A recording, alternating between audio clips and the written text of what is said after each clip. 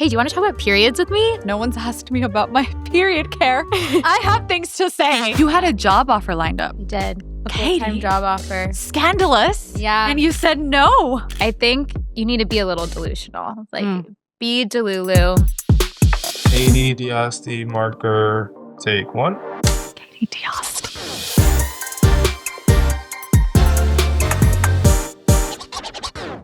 Have you ever looked at a product and thought, why isn't anyone doing this better? That's exactly how Katie Diasti felt.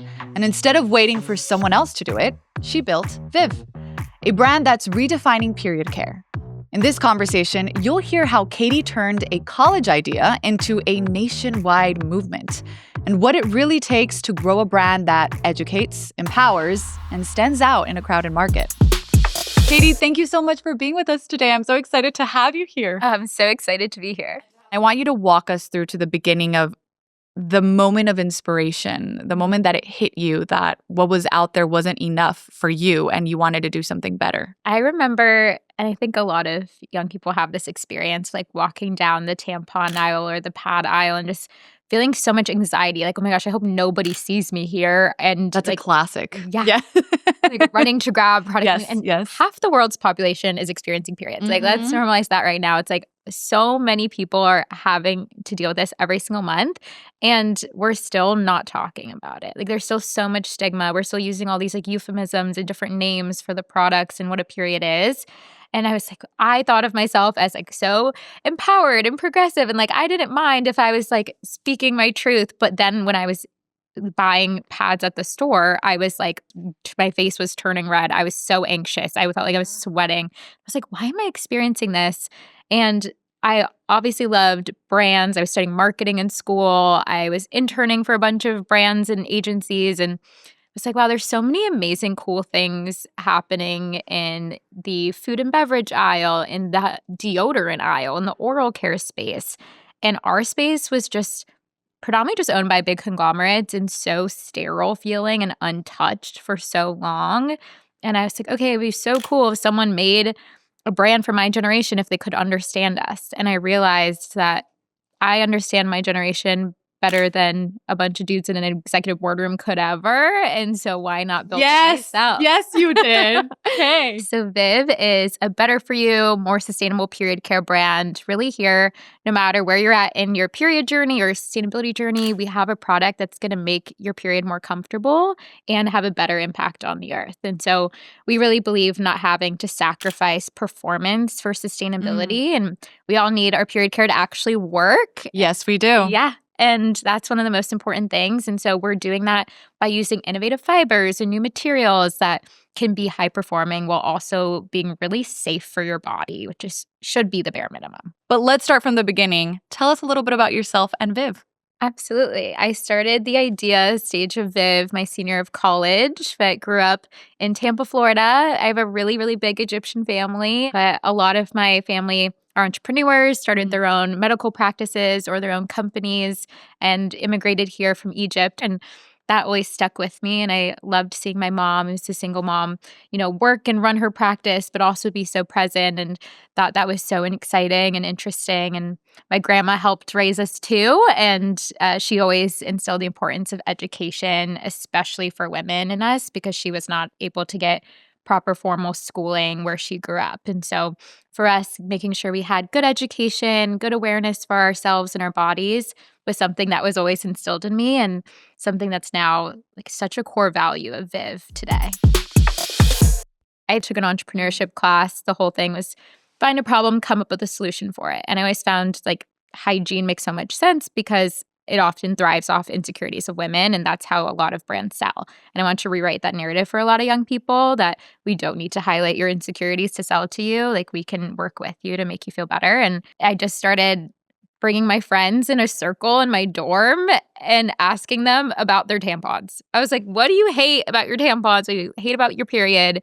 tell me everything. Because I wasn't coming from a part of like, I have this product ready to go. I'm going to sell it to you and trying to make it fit. I was like, how do I see the actual problem and find something that you would want to actually use instead, and meeting people really where they are, especially when it came to period care. I just realized no one's asked me about my period care. I have things to say. Yes. At first, people are a little bit more like timid about what they're going to say. But once you start asking someone questions they've never been asked before about something they experience so regularly, it was like the floodgates had opened. Like everyone was just like, and another thing and another thing. And like, I hate this. And I learned so many good insights that helped me build the foundation of what Viv really is today.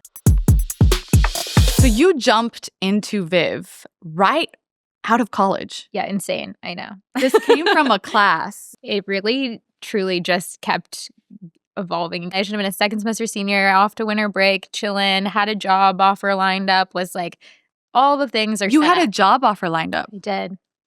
A Katie, full-time job offer. Scandalous. Yeah. And you said no. Yeah, I never went. I ended up pushing my start date back like 3 different times. And eventually when I was like launching pre-orders, I was like, if I hit my goal, I'm not going to go to that full-time job. I'm going to keep building this. And we passed our goal. Like it was calculated chaos, I like to say. Like it was bold. It was very much like taking a bet on myself. I remember being like, okay, now that I've pushed that job offer out of the way, like this is all I have. Like I need to make this work. And it really pushed me to like move faster, think bigger.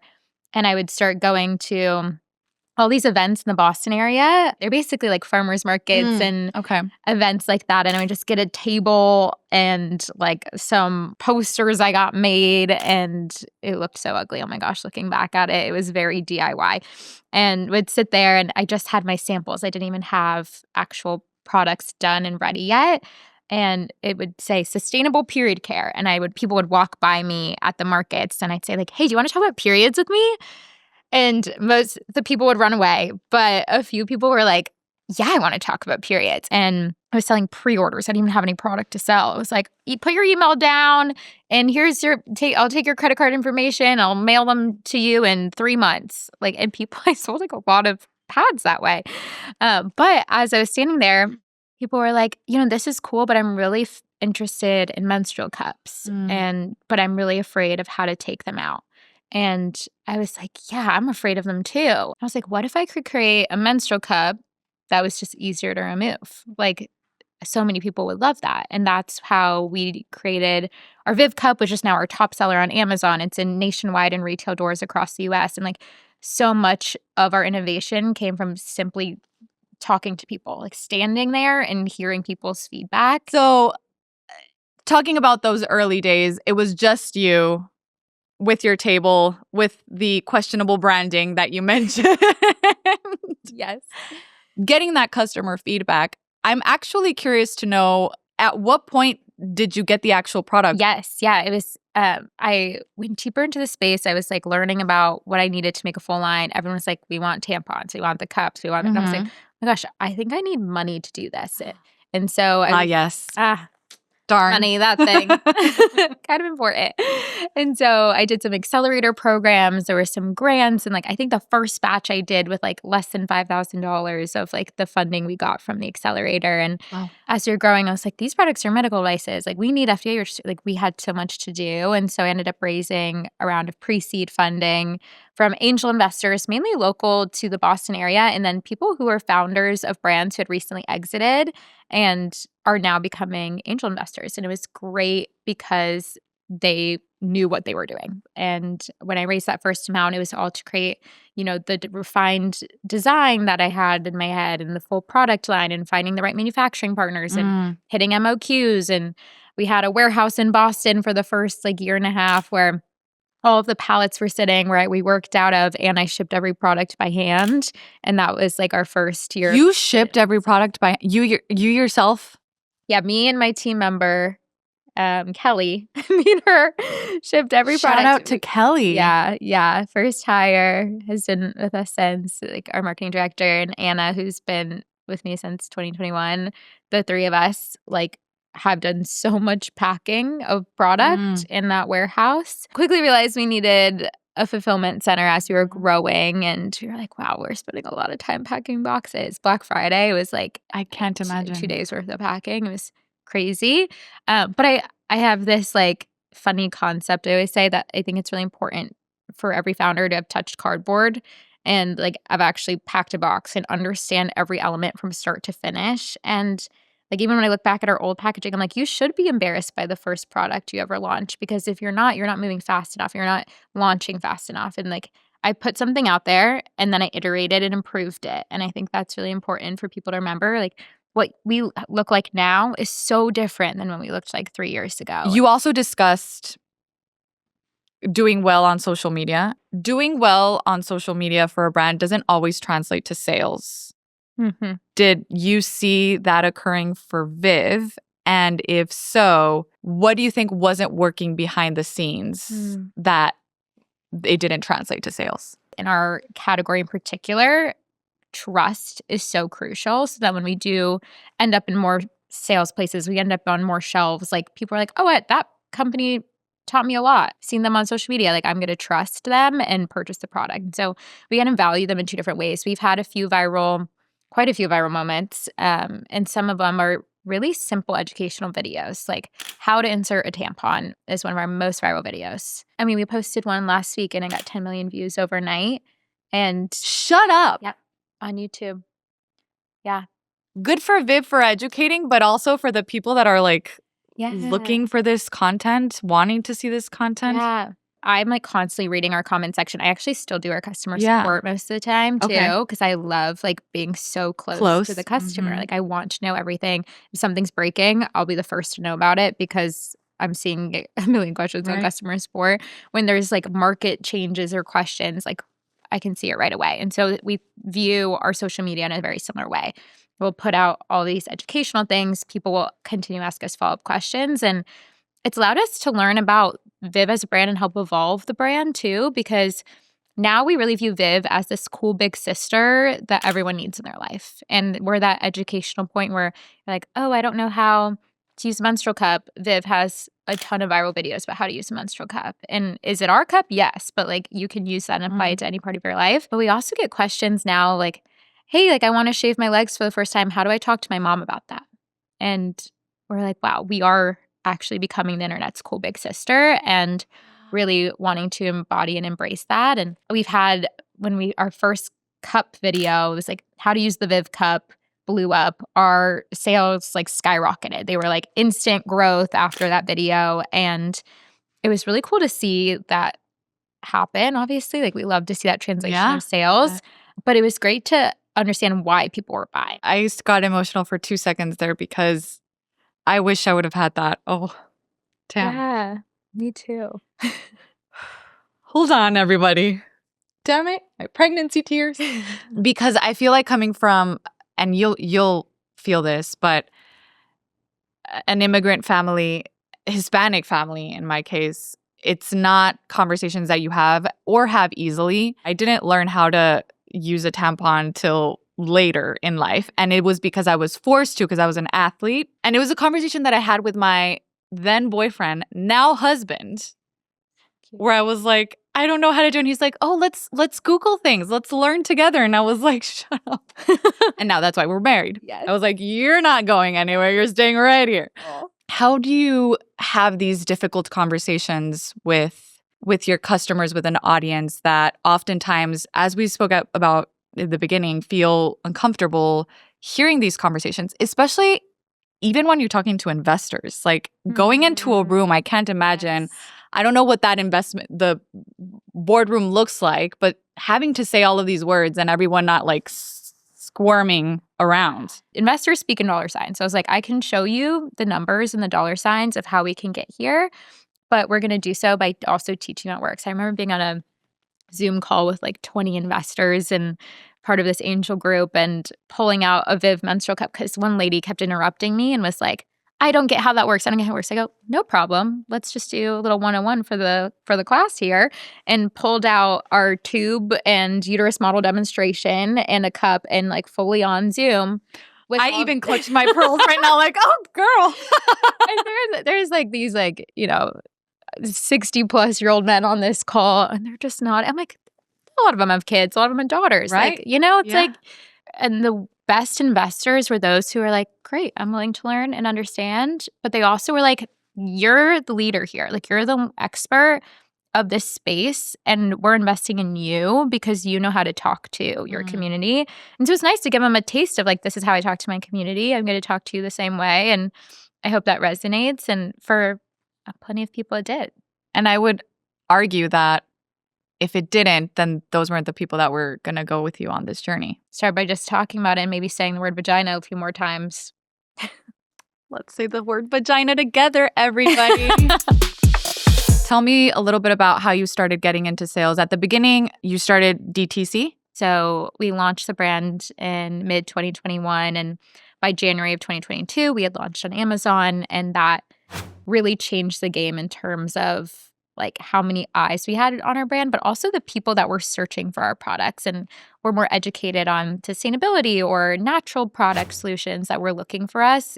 They could find us and they could buy us easily. And at the time we were still shipping from our little warehouse in Boston. So it was really nice to offer like that prime delivery or that fast delivery option. Because with these products, like when you need your product soon. Shortly after that, our retail presence like exploded because we had the numbers to prove like, look how many eyes are on our brand every day, not only on our website, but on Amazon, and can show them that traction and growth. And then the retail buyers wanted to take a chance on us. You speak a lot about listening to your customers. Can you give me a particular example where you saw a review on Amazon and that you were like, okay, we have to take this, and it turned into something big for Viv? Oh my gosh. I at least once a month will spend time with my whole team, and I'll screen share and we'll read through all the reviews. And I think it's so important. Some things that were really helpful were more of like how to educate people on the product. Someone might accidentally buy liners thinking they're overnight pads. And it's like, okay, let's just like really amp up our content that we do so well on all of our other social media channels. Like, let's put those same viral videos on Amazon. And that really transformed like the overall experience for customers and for us as a brand too, with having really positive reviews. Can I just say that the Amazon brand store for Viv is so pretty Oh my gosh. to look at? It's so empowering. I'm like, yes, I want to buy tampons. That's one of my favorite things to hear, though, is people will often say, like, I'm so excited to get my period for like the first time ever. And it's like rewriting that story of like, yeah, your period doesn't have to be a horrible, No. dreadful thing. Like, it could be exciting and something we celebrate because it's a vital sign. Like, in women, it is a vital sign to have a menstrual cycle. So it's like so interesting to hear that shift. And on our brand page, we actually made a whole quiz on like find the right Viv product for you. And because we were getting so many questions like, Right. oh, should I get this product or this size or Get them all. Get them all. yeah, I just add everything to cart. But it's been nice to teach people through like the quiz too, like what's a good fit for them. What would you say to a young entrepreneur who's in college or about to get out of college about taking that leap? Oh my gosh. I think you need to be a little delusional. Like be Delulu. Ah, yes. Lean into it. And I think there's a really good balance between being delusional and also being really grounded and humble. And I love this saying where a great founder has boots on the ground, eyes on the horizon, and head in the clouds. And really believing in yourself, I think, is so important and crucial in like building up that self-confidence, which for me took a lot of time, and it took a lot of like proving out points and this calculated chaos that we talk about. It's like making sure we're hitting our goals, but it's the biggest leap that you take is starting. And I think it's the part that the least amount of people do is start. And so I always say, at the end of any advice session, it's like, okay, what's one action item that you can take like right after you finish listening to this podcast, like right after you wrap up your workday? What's one action item that you can do that could start your company? Whether it's looking up and seeing if that trademark's open, or making the Pinterest board of your ideas, or finding your Instagram handle. Like, what is one action item that you can take today to bring you one step closer to betting on yourself? Katie, congratulations for Viv, but also for having this passion for wanting to do this. As you can see from me, getting a little bit emotional with this is we don't talk about it enough. When I have a daughter, I hope that life will be easier for her in that sense because, first of all, it's hard, period. But to find the right product when it comes to this, I remember being 13 and being like, life altered. Like, what is this happening? Nobody told me. And you can have all the health classes in the world and it never prepares you. And it's really nice to find a product that hears you, that you feel like is part of your life in a very authentic and organic way. So thank you so much for the work you're doing, for Viv, for being a great founder. It was amazing to have you on This Is Small Business. Thank you so much. Thanks for having me. If you're into stories about what it's really like to build a brand, grow online, and keep up with everything entrepreneurship throws your way, make sure to subscribe and hit the bell so you don't miss the next episode. I'd also love to hear from you, so drop a comment and tell us your biggest takeaway or what part of this conversation inspired you most. Until next time, hasta luego, and thanks for watching.